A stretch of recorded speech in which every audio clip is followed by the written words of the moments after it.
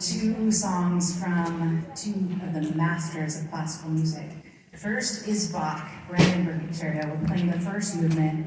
And if you watch and listen, you're going to hear the theme being passed around from section to section to section.